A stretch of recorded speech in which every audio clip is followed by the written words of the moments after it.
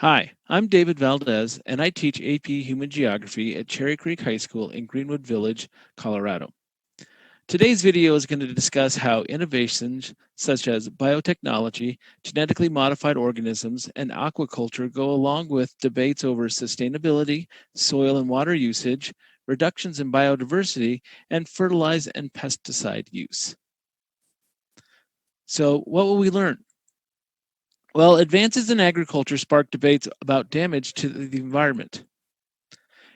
Advances in biotechnology, genetically modified organisms, GMOs, and aquaculture have caused concerns about water and soil usage, discussions about the reduction in biodiversity of plants and animals, apprehension about the use of fertilizers and pesticides, debates over the sustainability of these modern agricultural practices. Many people worry whether the agricultural advances of the last century have caused irreparable damage to the ecosystem. Modern agricultural practices put pressure on water and soil. The irrigation of fields causes problems in semi arid and arid lands. In many cases, deep wells are drilled for irrigation and they deplete the aquifers underneath. Irrigation projects and reservoirs have depleted rivers and streams, including the Colorado River, which doesn't make it all the way to the Sea of Cortez most years. Evaporation of irrigation water causes salt accumulation in the soil. Also, poor agricultural practices damage soils. Monocropping, growing only one crop year after year in a field, leads to the loss of soil fertility. Deforestation and overgrazing also cause soil erosion. And the use of heavy machinery can lead to the compaction of soils, which make it harder for nutrients to get to the roots of plants. The Green Revolution methods have led to a loss of plant varieties and types of domestic farm animals. The number of plant varieties in the world has decreased by nearly 90%. Hybrid and GMO seed use is widespread among farmers. Cloned plants like bananas and other fruit trees are very susceptible to diseases. Consumption patterns have consolidated the number of plants that are eaten. The number of domestic farm animal types has also decreased by nearly 50%. Industrial food production needs animals that are the same size and the same weight so that they can go through the factories. Diet preferences have changed and reduced the types of animals that are eaten. And the growth of aquaculture has led to the production of just a few species of fish. Chemical fertilizers and pesticides have far-reaching effects. The chemical fertilizers pollute water and soils. Nitrogen runoff from the fields causes algae blooms in lakes and oceans. Nitrous oxide is released into the air, causing human health problems. And fertilizer causes acidification and mineral depletion of soils. Pesticides also have detrimental effects on the environment. Pesticide runoff pollutes human drinking water sources, and sprayed pesticide drifts and negatively affects wildlife and beneficial insects like bees. Pesticides also create toxic soil conditions and kill beneficial microorganisms in the soil. The goal of sustainable agriculture is to meet society's present agricultural needs without compromising the ability of future generations to meet their own needs. Demand from consumers has led agribusinesses to use more sustainable practices. Governments pass laws to protect the environment from air and water pollution. And international agencies and environmental organizations wage campaigns to help end destructive agricultural practices. Let's practice. Center pivot irrigation systems are often used to water crops in semi-arid areas of the United States. Which of the following is a detrimental effect directly caused by this practice? A, the salinization of soil. B, the compaction of soil.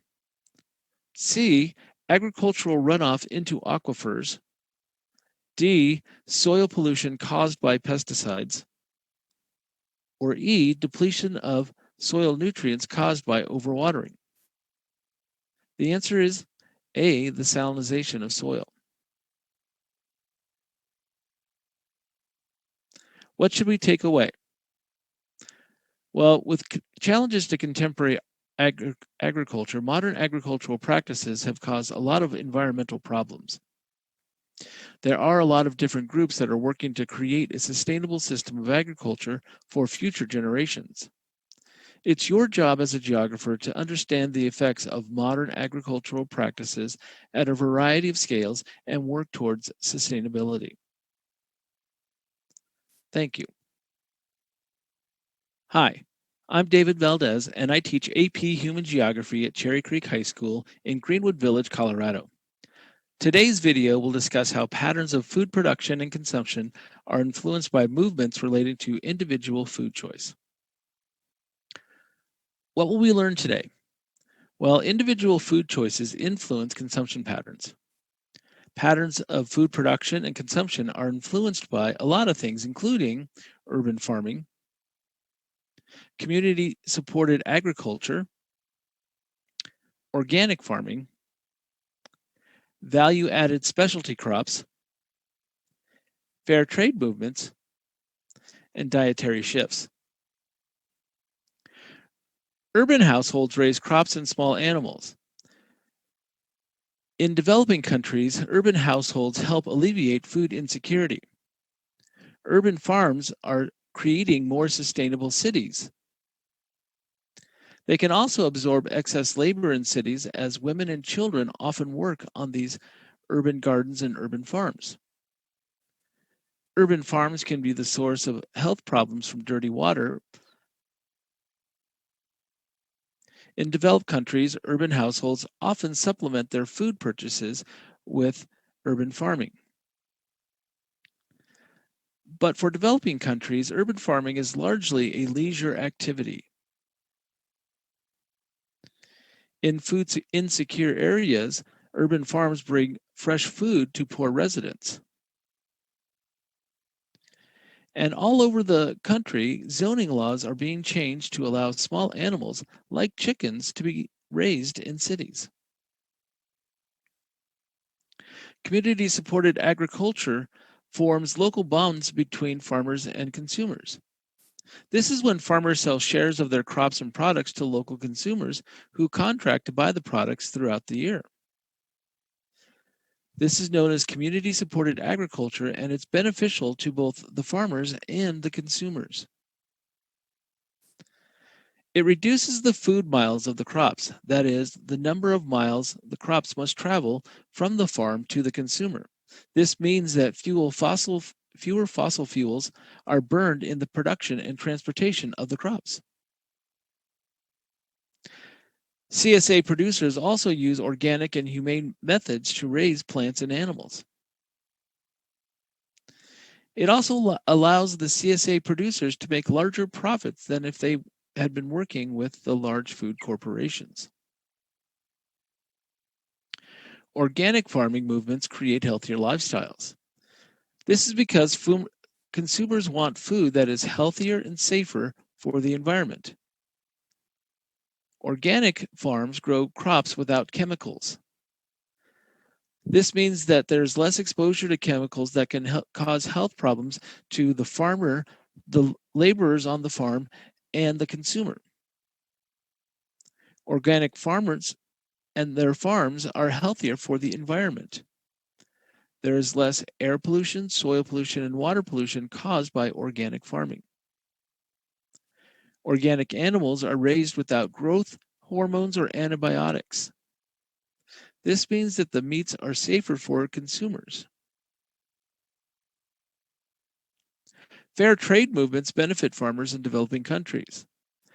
Fair trade bypasses traditional multinational corporations and contracts directly with farmers.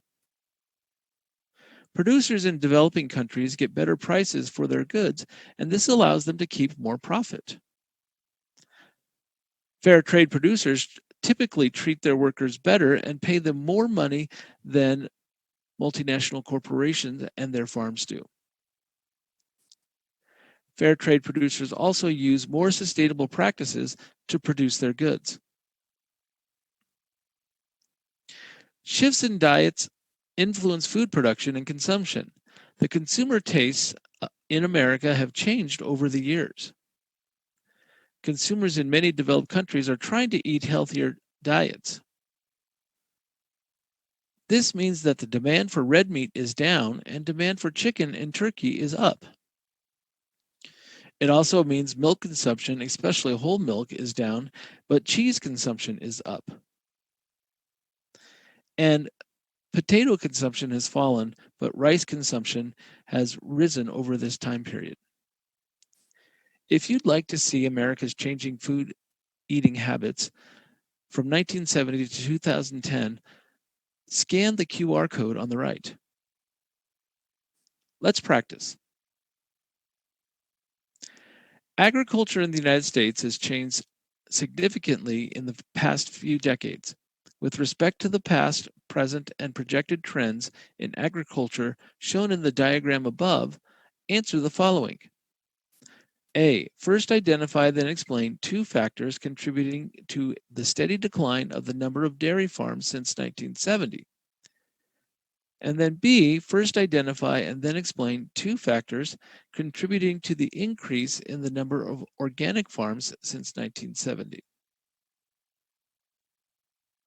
If you answered this FRQ correctly, you would provide answers like the fact that cows now produce more milk.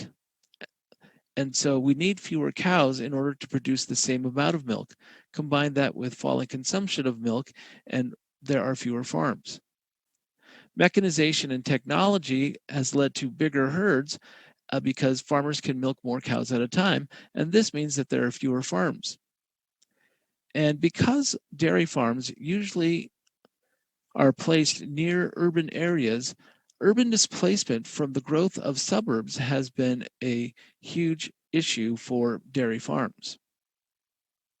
For B, you would be talking about the increased demand for organic products because of health concerns, concerns about the methods of producing food and animals, and the better treatment of animals, and just the whole idea of the growth of organic markets, especially supermarkets that specialize in organic foods. Or you could be talking about how people want to take better care of the land and farm in a more sustainable fashion. What should we take away?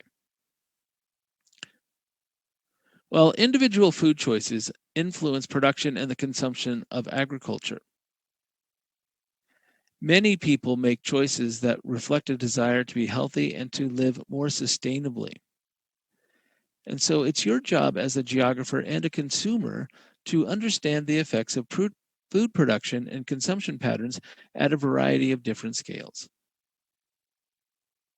Thank you. Hi, I'm David Valdez, and I teach AP Human Geography at Cherry Creek High School in Greenwood Village, Colorado. Today's video will discuss the challenges of feeding a global population, including the lack of food access, problems with distribution systems, adverse weather, and land loss to suburbanization. What will we learn today? Well, feeding the world is very hard to do, and nearly 11% of the world's population experiences food insecurity, and about the same percentage of people in the United States also experience food insecurity. However, that number has increased in 2020. We don't know exactly what that number is, but it has gone up. Major causes of food insecurity include things like food deserts, problems with food distribution systems, adverse weather, and land loss to suburbanization. Food deserts restrict access to healthy diets. Food deserts are geographic areas where the access to affordable, healthy food options is limited due to the lack of access to supermarkets. People who live in food deserts have limited options to buy food. This means that they are often eating food that is bought in convenience stores that have expensive prepackaged items. Or they're eating in places like fast food restaurants, which sell cheap meat and very few vegetables. People who live in food deserts have higher rates of obesity, diabetes, and cardiovascular disease. If you'd like to learn more about food deserts and find America's food deserts, click on the QR code on the right-hand side and you'll be able to find the different food deserts that exist in the United States. There are a lot of distribution problems which restrict access to food. This causes food to spoil before it reaches the market. There's a lack of proper storage facilities like refrigerated storage, and that means that food spoils before it gets to the market. Developing countries often lack the infrastructure to keep the food from spoiling. Also in developing countries, they lack the transportation systems to get food to the markets where people can buy and then later eat the food. Problems with government bureaucracies can hinder food distribution. A lot of developing countries have governments that create hurdles to food distribution once it gets to their ports. There's also a problem with adverse weather. Every year, storms, freezes, droughts, hail, and other types of storms take their toll on crops. These storms and natural disasters can destroy a crop or at least destroy crops in a limited area. This year, in 2020, the events include things like wildfires in the western United States, which has caused a huge problem with the grape harvest in Northern California. A derecho windstorm in Iowa caused the loss of thousands of acres of corn and soybeans. In Colorado, there was a late freeze, which hurt the peach crop and virtually killed the entire crop off. A hurricane in Texas destroyed several counties worth of cotton crops. And in Colorado, again, they experienced a drought which killed off most of the wheat. There's also problems when farmland is lost to urban growth. Expanding cities often take prime agricultural land. Suburban sprawl takes over farms near the city because the suburbs take up much more land than the inner city does. Between 1992 and 2012, America lost 31 million acres of farmland to development. The land that is near the city becomes very expensive and developers want to buy it, so oftentimes farmers sell out. In Africa and Asia, urbanization is going to result in large decreases of agricultural output. It's estimated that by 2030, Africa could lose up to 26% of its wheat crop. And in Asia, in the same time period, we could lose 9% of rice output. Let's practice. In the early 21st century, food security is an increasingly important issue in developed countries. Some neighborhoods in United States cities have been characterized as food deserts. Food deserts are areas with little or no access to healthy and affordable food, or limited or no access to fresh fruits and vegetables. A. Describe what kinds of information geographers use to map food deserts. B. Identify and explain 2 reasons that food deserts exist in urban areas within developed countries. C. Identify and explain 1 impact of living in a food desert. If you are answering A, you would probably want to talk about or write about how Mapping can help us figure out ideas behind food deserts, and you would want to map stores and where people live, or perhaps map the information about stores, grocery stores, and the demographic information, including income of the people who live in the areas near the stores or away from the stores, or you want to map people and their access to transportation systems that allow them to reach the stores. In item B, you're probably going to want to write about poverty and how grocery stores have less incentive to open in poor neighborhoods, or the lack of transportation, including people without cars or nearby public transportation cannot make it to a grocery store. Or you could be talking about zoning problems that occur inside of inner cities, which don't allow, many times for historical reasons, the construction of new grocery stores. And in C, you would probably want to write about the poor health and the lack of a healthy diet as an impact of living in the food desert, or the fact that residents create the gardens, the CSAs, to help them get more healthy food. And also, you would probably want to talk about, or you could talk about, how people spend more money on food per capita than other people who live in the suburbs. What should we take away? Well, there are many challenges to contemporary agriculture.